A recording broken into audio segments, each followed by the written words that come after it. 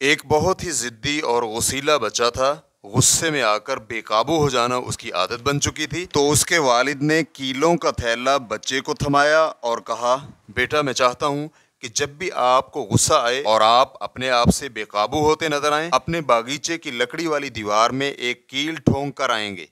بچے نے اپنے والد کی نصیحت پر عمل کرنا شروع کیا اور پہلے ہی دن 37 کیل لکڑی کی دیوار میں ٹھونکے۔ لیکن لکڑی کی دیوار میں کیل ٹھونکنا کوئی آسان کام نہیں تھا، جس پر بچے نے غصے کے وقت اپنے آپ پر کنٹرول کرنا شروع کر دیا، اور جیسے جیسے دن گزرتے گئے تو کیلوں کی تعداد بھی کم ہوتی گئی۔ اس طرح چند ہی ہفتوں میں بچہ اپنے آپ پر کنٹرول کرنے لگا، اور ایسے دن بھی آ گئے کہ اسے کیل ٹھونکنے کی ضرورت ہی نہ ہوتی، کیونکہ اس دن اس نے غصہ نہیں کیا ہوتا تھا۔ تو بچے نے اپنے والد کو کامیابی کی خوشخبری دی کہ وہ اب غصہ نہیں کرتا۔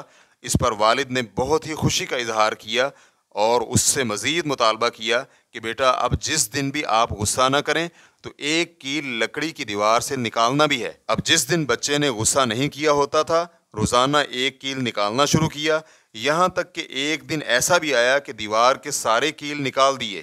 بچے نے بڑی خوشی خوشی اپنے والد کو ایک بار پھر کامیابی کی خبر دی، تو والد نے اپنے بچے کو اپنے ہمراہ لیا اور لکڑی کی دیوار کے پاس آیا اور کہا، بیٹا آپ نے بہت اچھا کیا، لیکن دیوار میں آپ سوراخ دیکھ رہے ہیں، اب یہ دیوار دوبارہ ویسے نہیں ہو سکتی جیسے پہلے تھی۔ والد نے مزید یہ بھی کہا کہ جب آپ دوسروں کو غصے کی حالت میں کوئی بھی بات کرتے ہیں تو اس سے دوسروں کے دلوں میں انہی سوراخوں کی طرح چھید بن جاتے ہیں۔ آپ کسی انسان کو اپنی باتوں کے وار سے زخمی تو کر سکتے ہیں، پھر معذرت کر کے معاملہ رفع دفع بھی کر سکتے ہیں، لیکن دل پر پڑ جانے والا چھید اسی طرح باقی رہ جاتا ہے۔